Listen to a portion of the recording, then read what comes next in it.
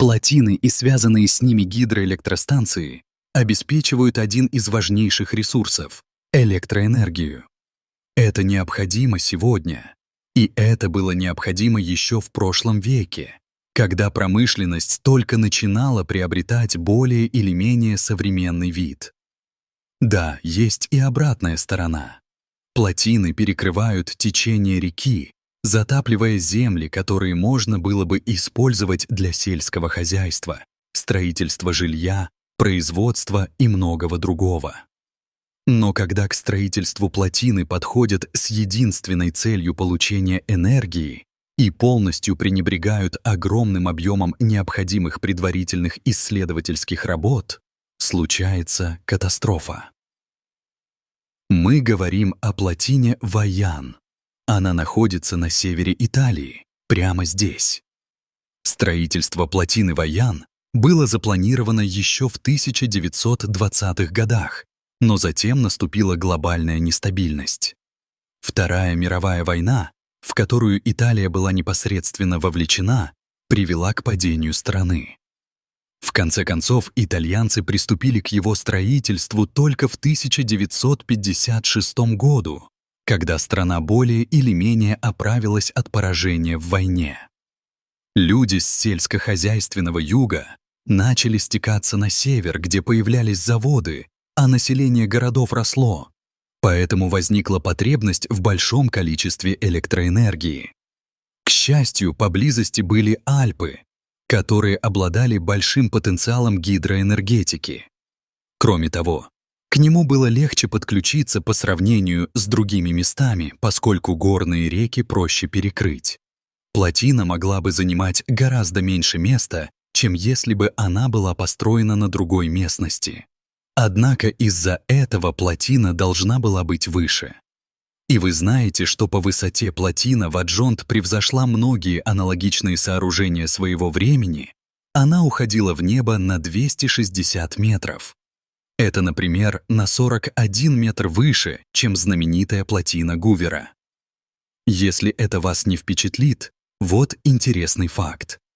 Если вы заглянете в рейтинг самых высоких плотин мира прямо сейчас, то увидите, что по состоянию на 2024 год Ваянт занимает 10-е место.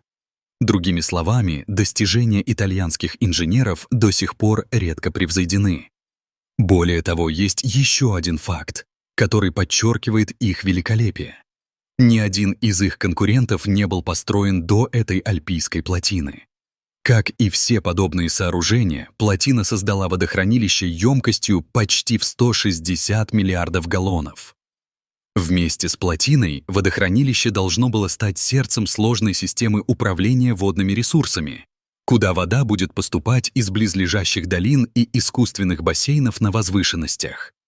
Планировалось проложить десятки миль бетонных труб и мостов через долины. Планы были хорошие, но сразу после начала строительства стало ясно, что местоположение не совсем идеальное. Поначалу жители близлежащих поселков Эрдо и Касо были категорически против этого, поэтому они вышли на улицы в знак протеста против строительства. Они утверждали, что перед строительством такого объекта вблизи горы Таук необходимо провести дополнительные исследования. Обе общины находились в непосредственной близости от запланированной строительной площадки и, безусловно, знали, чего ожидать в этом районе, без каких-либо сложных исследований. Вот место, где они планировали построить плотину, это Эрдо, а прямо здесь, прямо напротив горы Так, находится Касо. Так чего же вы можете ожидать? На фрулианском «так» — это сокращение от «патак», что означает «гнилой» или «сырой». Кроме того, местные жители называли Так гору, которая ходит пешком.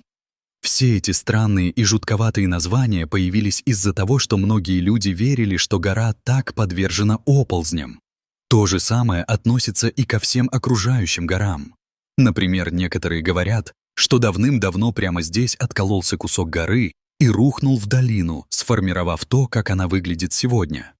Кроме того, 22 марта 1959 года выяснилось, что в этом регионе вообще было много оползней. Примерно в 7 милях от строящейся плотины Вьонт кусок горы обрушился в водохранилище аналогичной плотины Понтасай, создав 66-футовую волну.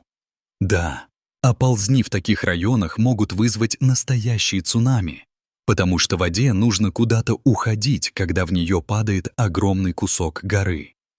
Без каких-либо землетрясений или другой тектонической активности, в зависимости от озера и упавшего в него куска, может произойти настоящая катастрофа. Например, в случае с оползнем в Пон-де-Сей погиб 1 человек. Можно сказать, что им повезло, потому что поблизости не было крупных населенных пунктов. На самом деле, сдвиги в земной коре также могут играть здесь непосредственную роль, потому что именно из-за них в определенных ситуациях могут происходить оползни. И так уж случилось, что в этом районе итальянских Альп работа с сейсмографами на самом деле не такая уж редкость. Но, по словам Саида, компания, которая строила плотину Ваян, не обратила на это никакого внимания. Они настаивали на том, что были проведены геологические исследования. Гора Ток была достаточно устойчивой для реализации проекта. Более того, они проанализировали предыдущие оползни, которые предположительно подтвердили безопасность региона. Но уже во время строительства все пошло наперекосяк. В 1959 году, когда рабочие строили новую дорогу на склоне горы Ток, появились тревожные признаки – сдвиги и трещины в грунте. Это вызвало опасения, и независимые эксперты предупредили компанию, что весь склон горы неустойчив. Они заявили, что заполнение водохранилища неизбежно увеличит риск оползня. Но руководство Саид проигнорировало эти предупреждения. Строительство продолжалось, и к октябрю 1959 года строительство плотины было завершено. В начале 1960 года компания получила разрешение на начало заполнения водохранилища. Почти сразу же появились признаки того, что проект может обернуться катастрофой. На склонах горы Токи местные жители и эксперты наблюдали регулярные оползни. Это вызвало общественные волнения, особенно после того, как местная газета опубликовала статью о высокой вероятности катастрофы. Вместо того, чтобы заняться решением проблемы, власти подали иски против издания за распространение фейковых новостей. Тем не менее, местные жители по-прежнему скептически относились к безопасности в этом районе. Их опасения подтвердились в ноябре 1960 года, когда произошел первый крупный оползень. Около 8 миллионов кубических метров грунта обрушилось в водохранилище, вызвав 6-футовую волну. К счастью, обошлось без жертв. После этого уровень воды в водохранилище был снижен, и инженеры провели дополнительные исследования, установив пьезометры и пробурив разведочные скважины для мониторинга состояния грунта. В попытке обезопасить систему в октябре 1961 года был построен обходной туннель, который мог бы соединить верхнюю и нижнюю части водохранилища в случае их разделения из-за оползня. Однако всех усилий инженеров оказалось недостаточно. В течение следующих нескольких лет уровень воды в водохранилище несколько раз поднимался и опускался, но каждый раз из-за повышения уровня воды почва на склонах горы Ток проседала. В ноябре 1962 года из-за обильных осадков уровень воды достиг 233 метра. Скорость движения грунта увеличилась до 1 см в день. Осушение водохранилища временно стабилизировало ситуацию, но весной 1963 года проблема вернулась. В апреле уровень воды снова поднялся, и скорость перемещения грунта достигла примерно полсантиметра в день. Было ясно, что вода оказывает непосредственное влияние на устойчивость склона. Можно было сказать, что гору размывает. Летом 1963 года ситуация стала критической. Осадки, аналогичные прошлогодним, привели к тому, что уровень воды достиг рекордных 4 метра. Всего на 15 метров ниже гребня плотины. Скорость движения грунта увеличилась более чем на 3 сантиметра в день. К началу октября ситуация стала настолько опасной, что скорость движения достигла почти 8 дюймов в день. Гора буквально начала сползать вниз кусками. В местных поселениях поняли, что опасность близка. Мэр Эрдо издал официальный приказ о частичной эвакуации жителей, а в соседнем Касо людям было приказано эвакуироваться со склонов, предупредив об ожидаемой волне. Однако этих мер оказалось недостаточно. Несмотря на усилия местных властей и предупреждения экспертов, ситуация быстро выходила из-под контроля. Гора Ток вот-вот должна была показать всем, кто на самом деле правит этими землями. 9 октября 1963 года стала одной из самых трагичных ночей в истории Италии. Спокойное темное небо внезапно раскололось от грохота и шипения огромного количества земли и камней, которые сорвались с горы и упали в водохранилище Вэлиант. Всего за 45 секунд миллионы тонн почвы и камней, двигаясь подобно лавине, обрушились вниз. Это был самый катастрофический оползень в истории Европы. 2,8 миллиарда кубических метров почвы, камней и всего остального, что было на горе, обрушилось в водохранилище. Для сравнения, этот объем в 2 раза превышал объем воды, удерживаемой самой плотиной. Представьте, что масса шириной 2 километра и глубиной 1,5 километра обрушивается одновременно. Если вы посмотрите сверху, то увидите, как сильно гора осыпалась в тот момент. И вот как это место выглядит сейчас. Отвалившийся кусок был просто огромным.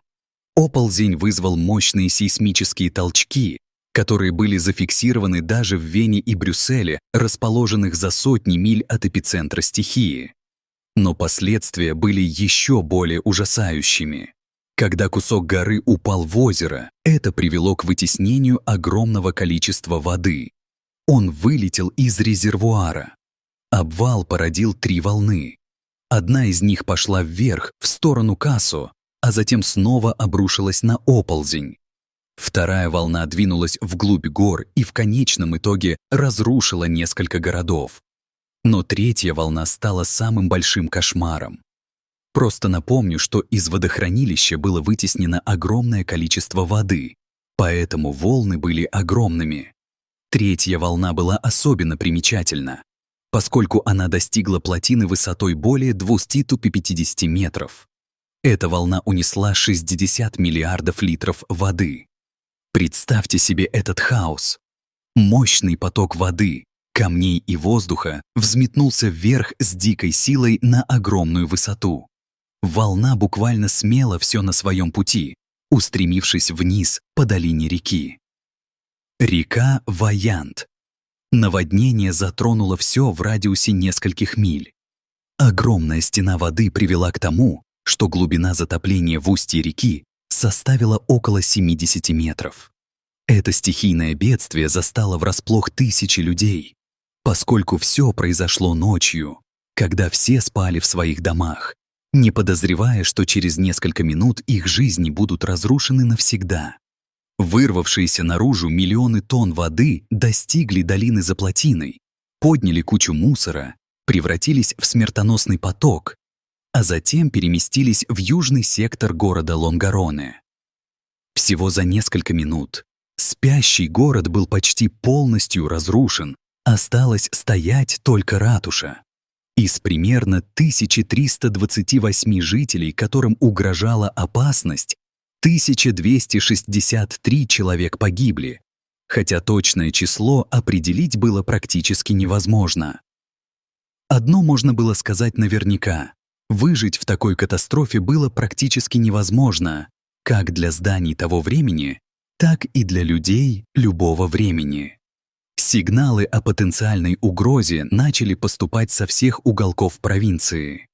Пожарные немедленно отправились на место происшествия, но вскоре столкнулись с непреодолимым препятствием. Дорога, ведущая из долины, была полностью размыта.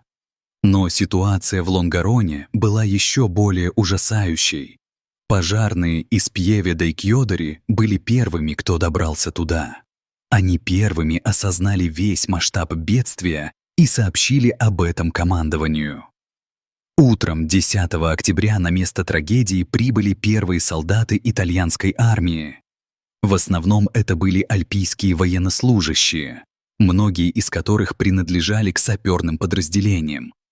Они вручную раскапывали землю, чтобы найти тела пропавших без вести. Спасательная операция набирала обороты.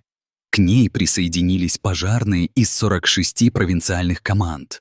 Всего на месте происшествия работали 850 человек. Это были водолазы, наземные и вертолетные экипажи, а также специалисты технической поддержки. Работа была чрезвычайно опасной. В мутной воде и среди ила водолазы искали тела погибших и бочки с токсичными веществами. Когда вода схлынула, началась окончательная очистка от грязи.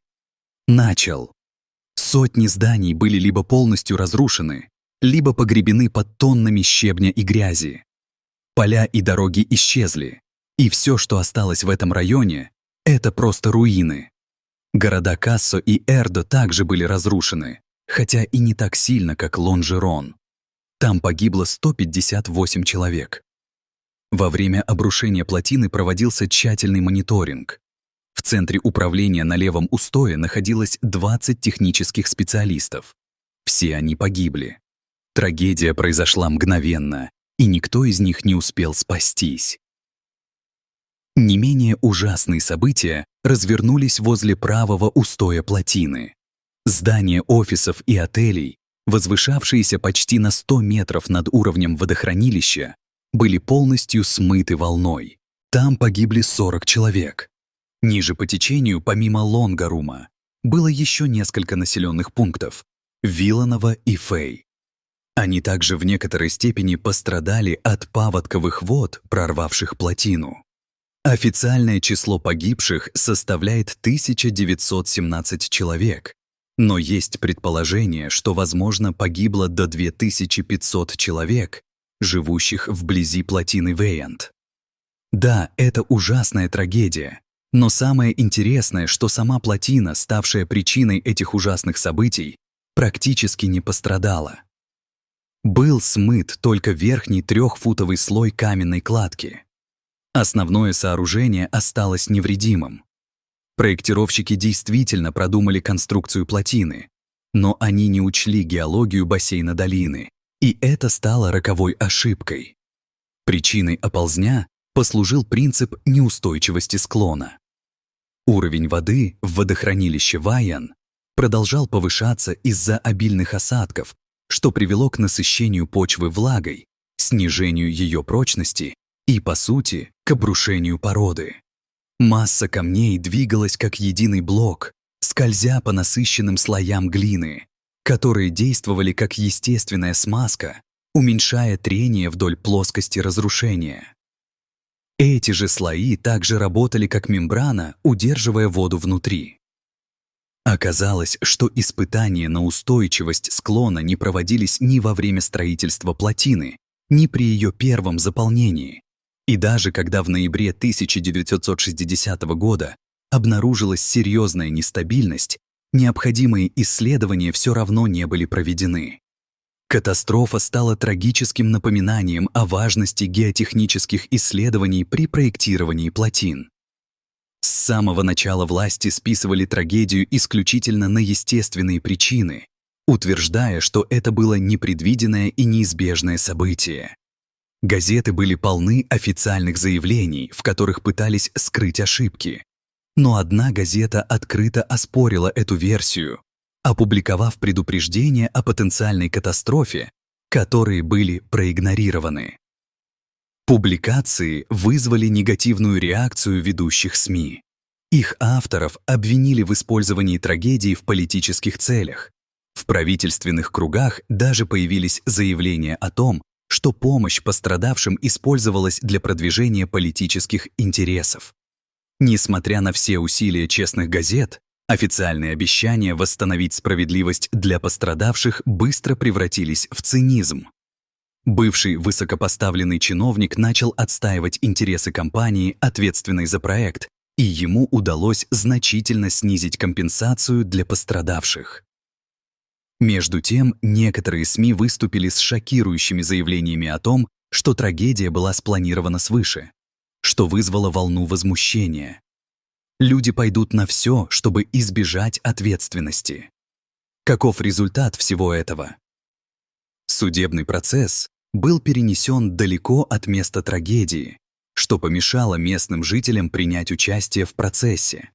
Виновные получили мягкие приговоры, а правительство до сих пор не подало иск о возмещении ущерба. Что произошло после этой катастрофы, которая стала уроком для всего мирового строительства плотин?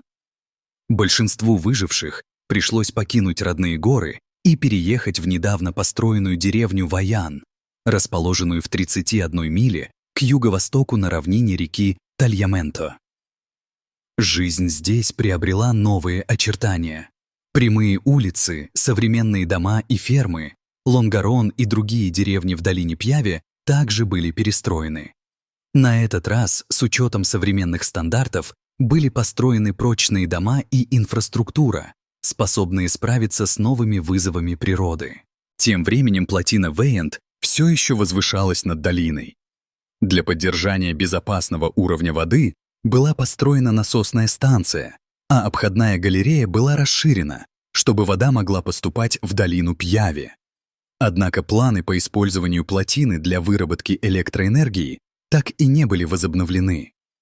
Однажды, спустя годы после катастрофы, водохранилище, давно высохшее и заполненное оползнем, было открыто для посетителей. С 2002 года он стал местом паломничества тех, кто хочет увидеть место, где природа и человеческие амбиции сталкиваются с катастрофическими последствиями. Посетители могут прогуляться по пешеходной дорожке на вершине плотины и в других интересных местах. В сентябре 2006 года было запущено ежегодное внеконкурсное мероприятие под названием «Тропы памяти», позволяющее бегунам прикоснуться к истории. 12 февраля 2008 года ЮНЕСКО, объявляя Международный год планеты Земля, назвала трагедию на плотине Вейент одной из 5 поучительных историй, вызванных неудачей инженеров и геологов. И самое главное, никто даже не думает о том, чтобы снова использовать плотину для получения ценной энергии там, где этого делать не следует. Жаль, что потребовалось полное разрушение и тысячи жертв, чтобы это осознать.